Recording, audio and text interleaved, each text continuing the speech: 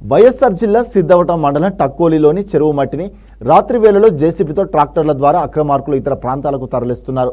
అక్రమంగా మట్టిని కడపకు తరలిస్తూ మాఫియా అధిక మొత్తానికి విక్రయిస్తూ సొమ్ము చేసుకుంటున్నాయి.